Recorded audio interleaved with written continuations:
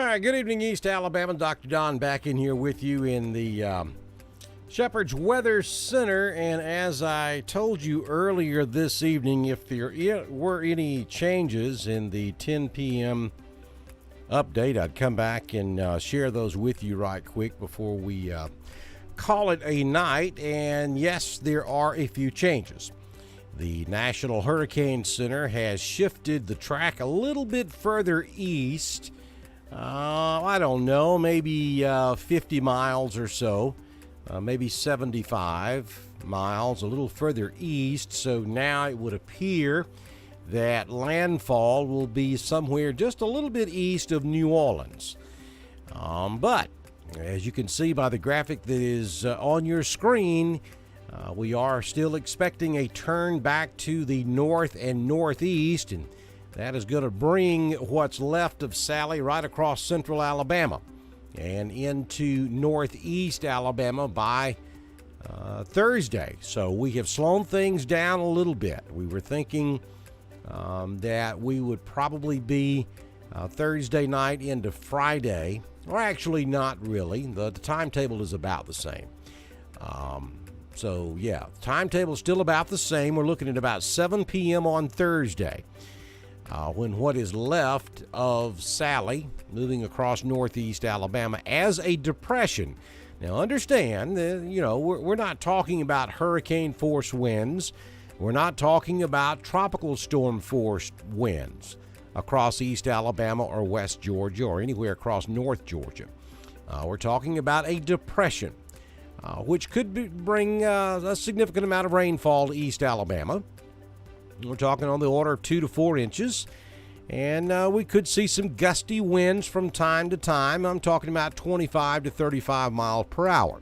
Now, with 2 to 4 inches of rain and winds gusting 25 to 35 miles per hour, there is a chance we could see a few trees come down, but certainly would not be anything of any great concern for East Alabama or West Georgia. And I know there's a lot of question out there about whether or not we could see some severe weather with what's left of Sally. Right now, it doesn't look like we're looking at a large outbreak of severe weather, but we're still 3 or 4 days away.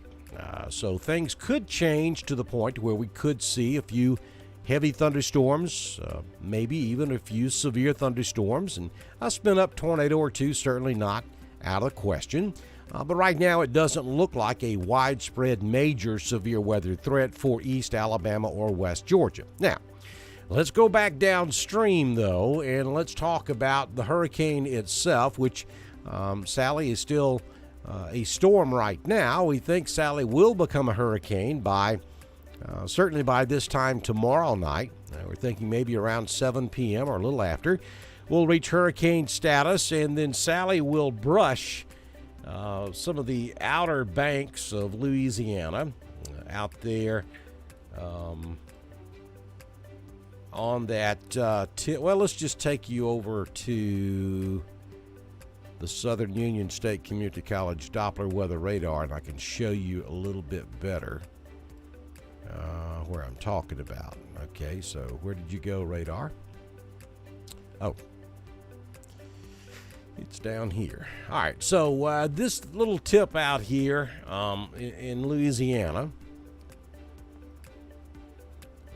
Port Sulphur and south out there on the island areas of Louisiana. Maybe a little brush right there, but we think official landfall will be just a little bit east of New Orleans.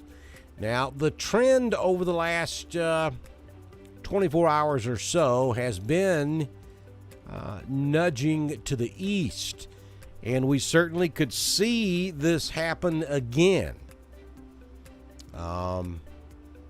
It looks like Bay St. Louis is going to be in the direct path of this hurricane as a status 1, category 1. That is the latest from the National Hurricane Center. They are showing landfall right there to the east of New Orleans, maybe brushing some of the outer banks of Louisiana, and then making landfall actually in Mississippi near Bay St. Louis.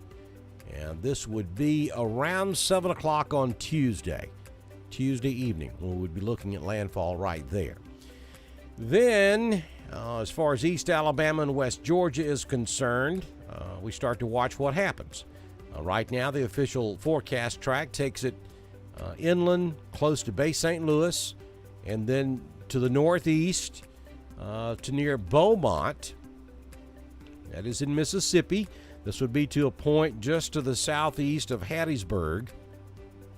And we're looking at somewhere around 7 a.m. Wednesday morning near Hattiesburg.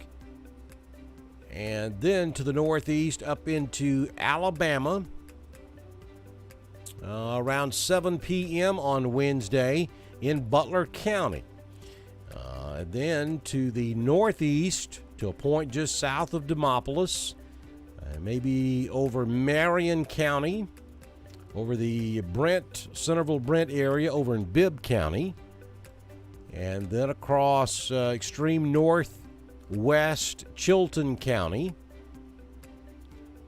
to a point near Childersburg, near Talladega, and then up there around I-20 in the vicinity of Anniston, Oxford. That would be by 7 p.m. on Thursday. So that would be the closest approach to East Alabama. That certainly would come right across Talladega County, which is one of our coverage areas. So we're talking from about noon on Thursday through most of the overnight Thursday night is when the greatest impact would be across East Alabama and West Georgia. If we draw that line on out further, then we're probably looking at what's left of Sally crossing I-20 somewhere around Anniston, continuing on to the northeast to a point just south of Rome, and then probably right across Dawson County, Lumpkin County, White County, up into northern Habersham, maybe Rabun, Stevens County, and then on up into upstate South Carolina. Or if it continues to curve off to the right, it could come right across Hall County and Banks County and end up over in South Carolina, pretty much running parallel to I-85. That part is still way out there in the future, so things could happen to make some big changes there. But as I zoom back out, you can see the overall cone of uncertainty, and that's what this is.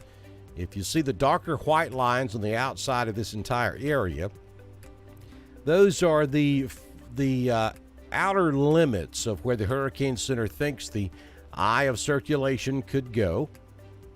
And they always split the difference and put it right down the middle of this track.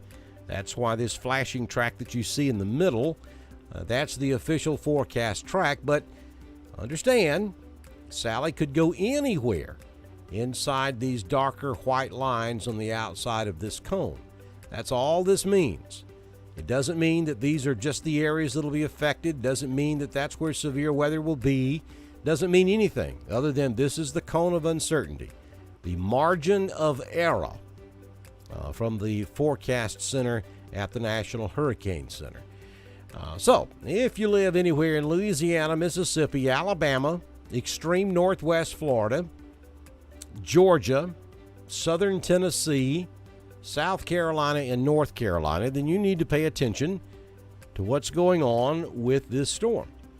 Let's go down here and take a look at the radar right now, and you can see we've got some big storms down there. And you might look at that and say, well, that doesn't look too bad. There's nothing out there in the Gulf of Mexico. Yes, there is. You just can't see it because we don't have radar stations out here in the middle of the ocean. This convection that you see right there along the coast is coming from the radar sites, land-based radar sites in Florida.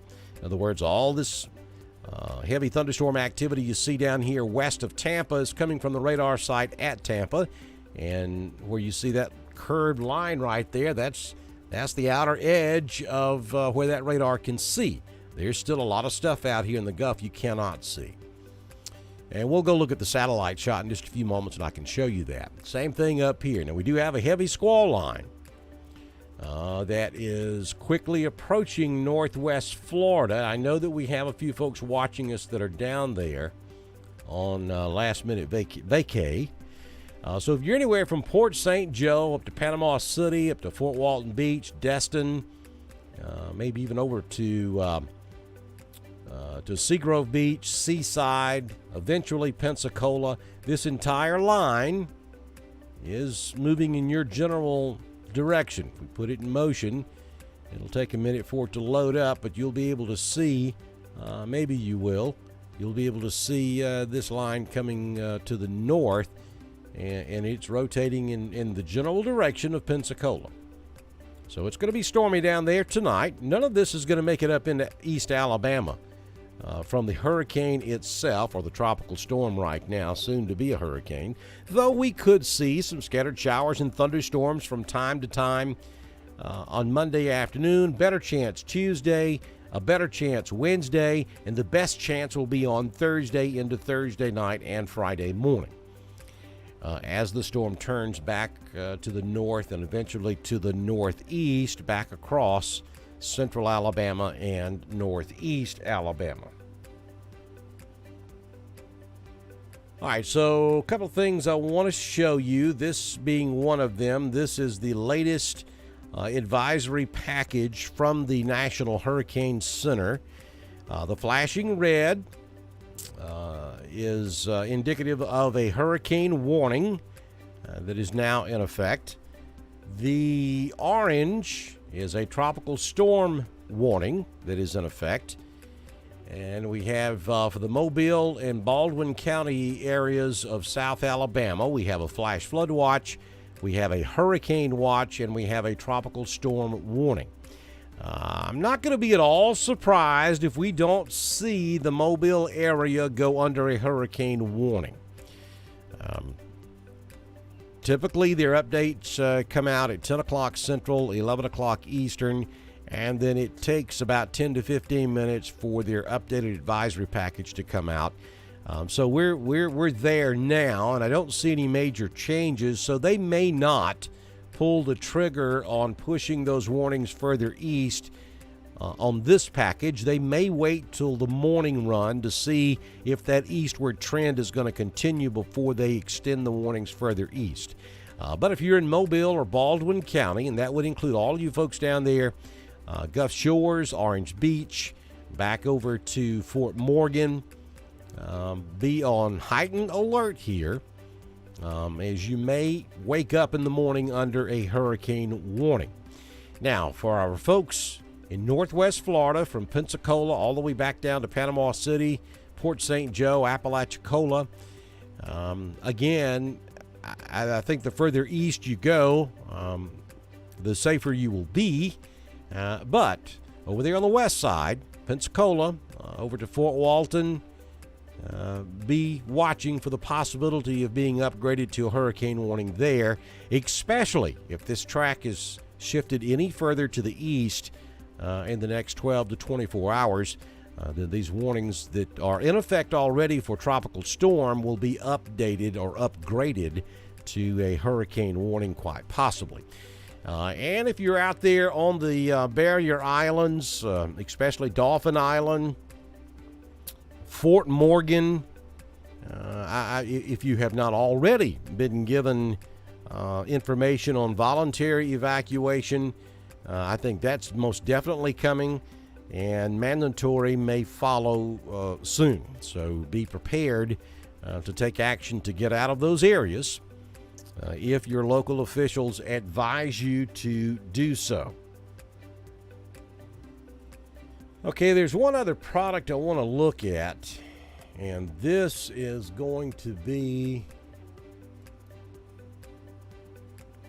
the wind product. And this will take just a few minutes to get it ramped up. All right, here we go.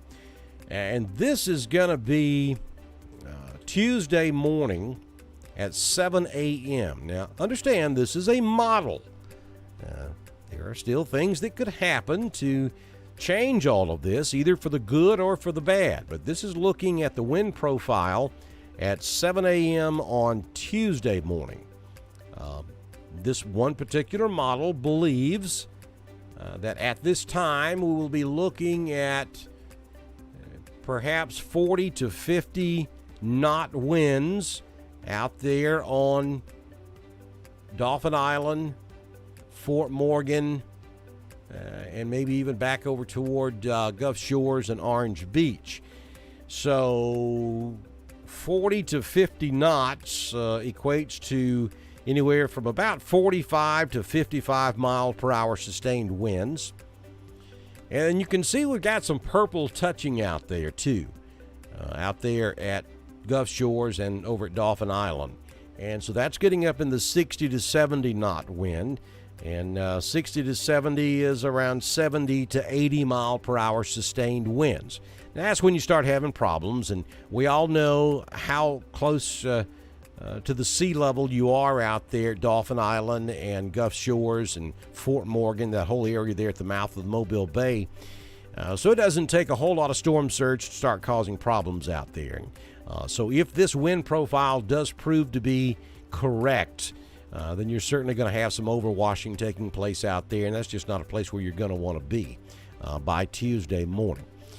And if you look back closer to the storm, if this storm holds together as a Category 1, and you'll see that this particular model has it a little further east even still than the official forecast track. So the center of circulation would be up here. This is your official forecast track from the Hurricane Center, which is a little bit further south and west than the wind profile. So I'm not going to be at all surprised to see the track shift even a little further to the east, maybe even very close to the Alabama-Mississippi state line before we get to Tuesday night landfall or early Wednesday morning. So that's why I'm asking you folks down here on the Alabama Gulf Coast to really pay attention to what's going on. Now, don't base your decisions on what you're seeing here. Base your decisions on what your local officials are telling you. I'm talking about your Mobile and Baldwin County Emergency Management Agency, and then you folks over here in Mississippi, your local emergency management agencies. Those are the folks, the Weather Service gives them the data, okay? And then the local emergency management officials make the decisions because they live there. They know these areas. They make the decisions on evacuations, and they place those orders along. In some cases, they ask the governor to do it. In some cases, the governor lets the local emergency management agencies do it. But whatever the case is, wherever you are, anywhere, from the Alabama-Florida state line to the Mississippi-Louisiana state line. However it works in your local county or parish, then that's what you need to pay close attention to as we move forward the next couple of days as far as evacuation is concerned. If they say get out, then listen to them and go. If they say you're safe to stay, then that'll be your judgment call. But listen to them. Listen to your local officials to make those decisions on what you are going to do. All right, so let's go back to the internet shot. And again, if you're just joining me, this is the brand new cone just released by the National Hurricane Center at 10 o'clock Central on your Sunday evening. And as you can see, it has shifted a little bit further to the right or to the east, and we're now calling for landfall somewhere in the vicinity. I actually think it's going to be along the Mississippi coast, just to the west of Biloxi, maybe in the Bay St. Louis area. That's over on the western side of the Mississippi coast, between Biloxi and Slidell. It's going to be a close call on the Louisiana coast out there in the marshland just to the east of New Orleans. But let me go back to that. Let me go back to, let's take the Southern Union. There we go. All right, so that flashing line in the middle is where the model says landfall will be. And you can see it's right there just south of I-10 at Bay St. Louis. It could be anywhere within 50 miles of this spot, but this is the location the computer model is pegging right now. But again, I'm going to say it again. I know I sound like a broken record, but I can't stress this enough. If you're anywhere from New Orleans to Slidell to Bay St. Louis over to Biloxi, Moss Point, and then in Alabama, Mobile or Baldwin County, we're talking Fairhope, Dauphin Island, Gulf Shores, Fort Morgan, on over to the Alabama-Florida state line, right there at the pass, Pensacola, and even over into Fort Walton, Seagrove, Seaside, Panama City. You need to pay attention to what's going on, because if this eastward trend continues, then we may see these tropical storm warnings over here in Alabama and Florida upgraded to a hurricane warning before we get landfall sometime on Tuesday, somewhere around 7 p.m. on Tuesday evening. Then a slow trek to the north. It's going to be a very slow-moving storm, so we're looking at copious amounts of rain down here in eastern Louisiana, southern Mississippi, southern Alabama, even over into western northwest Florida, up into southwest Alabama, southeast Mississippi. Lots of rainfall. There could be spots down here with right along the coast. We could be looking at 10, 15 inches of rain before this is over with. And then inland up into southeast Mississippi and southwest Alabama, we could be in the 5, 6, 7, 8, maybe even 9-inch category. And then the storm, as it approaches Hattiesburg, will continue to trek off to the north and northeast, up into west Alabama, just south of I-20, maybe just south of Demopolis. By this time, we're looking at 7 p.m. on Wednesday. And then just south of Birmingham, between Birmingham and Montgomery, probably across southern Shelby or northern Chilton County, by about 7 a.m. Thursday morning. And then somewhere around the Anniston-Oxford area by about 7 p.m. on Thursday evening. Now, we're not looking at the large amounts of rain across East Alabama or even Central Alabama, for that matter. Not nearly as much as what we'll see down there on the coast, but 2 to 4 inches of rain certainly possible across East Alabama, maybe a shade bit more across West Central Alabama, because the storm will not be a hurricane. It will not even be a tropical storm by the time it gets up here to the Anniston-Oxford area. We're talking about a depression. Now, we all do remember 1994. Well, I say we all remember. Some of us do. 1994, we had Alberto that hung out over here in West Georgia and East Alabama on the 4th of July weekend, but Alberto was a tropical storm. We're looking at a depression here, which is one stage below tropical storm, but still can produce a lot of rain. So as we move forward over the next couple of days, we'll be fine-tuning the forecast. Right now, best guess looks like 2 to 4 inches of rain, maybe some gusty wind from time to time, the 25 to 35 mile per hour category. And we cannot rule out the possibility of a heavy to marginally severe storm as what's left of Sally moves across East Alabama and on over into Georgia. Now, we'll continue this track on over, even though the official Hurricane Center stops right around the Anniston-Oxford area. If we continue the same theme here, then we'll bring it on over into northwest Georgia to a point between Rome and Atlanta. Then we'll continue to curve it on off to the north and northeast and bring it maybe up into Dawson, Lumpkin, or Hall, and then across maybe southern White or northern Hall County, over into Habersham, northern portions of Banks County, maybe Stevens, southern Rabun possibly, maybe Hart County, and then over into upstate South Carolina to a point maybe just south of Clemson. Pretty much will parallel I-85 once it makes it up into north central Georgia or North Georgia. We think it'll run just north of I-85 on over to a point maybe close to or just south of Greenville, South Carolina, and then on over into North Carolina maybe as well. So that's kind of what we're thinking right now. This, again, is the latest information from the National Hurricane Center. In case you're just joining They did bump the track a little bit further to the right or to the east with their 10 o'clock update. And we're going to be watching anxiously by the update in the morning to see if that happens again. I think if it does, we're going to see hurricane warnings pushed a little bit further to the east as well. And those of you that are along the Alabama coast and the northwest Florida coast that are currently under a tropical storm warning could possibly see that area upgraded to a hurricane warning if this trend continues through tomorrow morning. I just want to go back one quick time and check the advisories.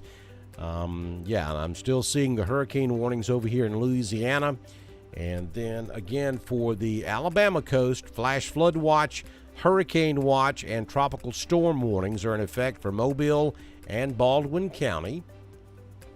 We have flash flood watch and tropical storm warning in effect for our far northwestern Florida counties. That would include the Pensacola area. And then as we get back over there toward Fort Walton, flash flood watch and tropical storm warning. And then back down around Panama City, tropical storm warning and flash flood warning. Port St. Joe, we also have tropical storm watch. Those go all the way over to around the Big Bend area of Florida. If the track continues to edge off to the east even further, we could see tropical storm watches posted for the Big Bend area of Florida as well, moving forward in the next day or two. So that is not the trend we wanted to see at the 10 o'clock update. Unfortunate that anybody has to deal with this, but we would much rather, for the folks who have interest in Alabama and Georgia and Florida, we would much rather have seen the track a little bit further to the west, even though our friends over there in Louisiana and eastern Texas don't need this either. They're still recovering from Laura a couple of 2-3 weeks ago. So none of us need this, but here it is, and we're going to be dealing with it. Again, we're now thinking a strong Category 1 landfall right along the Louisiana-Mississippi state line, perhaps near the Bay St. Louis area of the beaches of Mississippi between Slidell and Biloxi. Again, that would be somewhere around 7 p.m. on Tuesday evening. All right, so real quick before I get out of here, let me go up and take a look at the chat board and see if anybody has any questions or comments. I already see one question about Clay County. Will there be any severe weather for Clay County?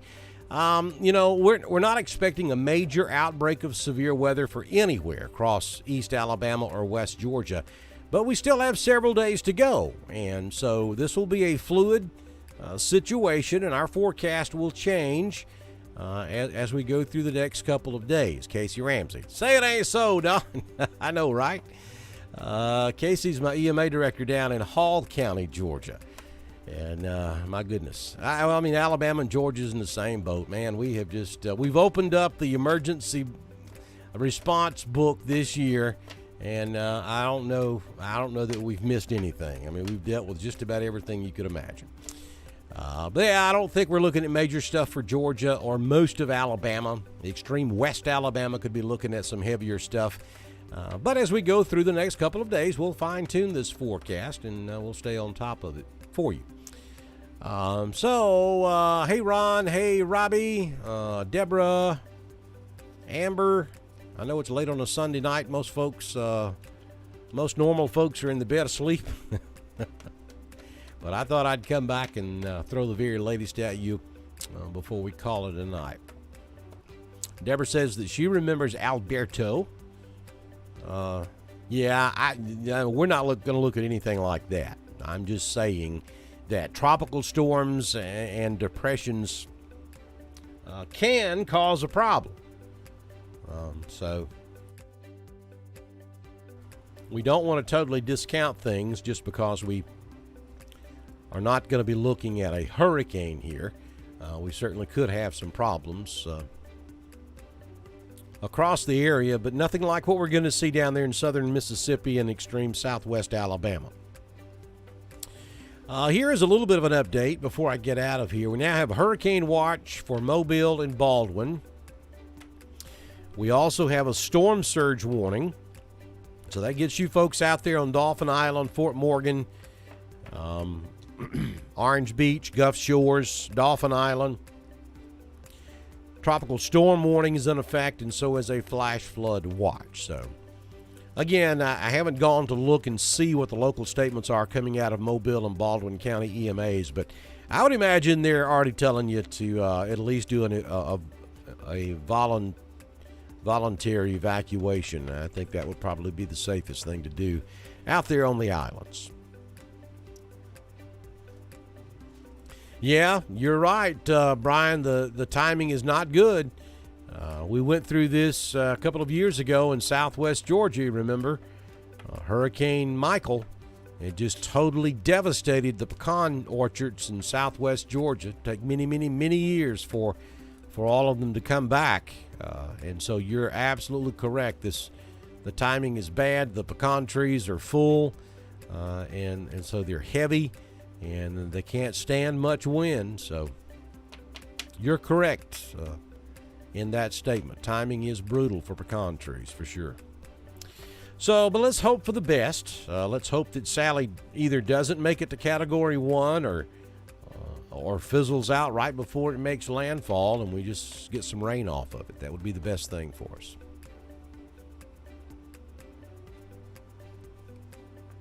All right, so Jessica's actually in Gulf Shores, and she says that she's there on vacation but not hearing anything locally. Lots of tourists unaware of any storm looming. Really? I'm a little bit surprised.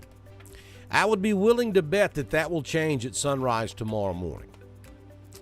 I'm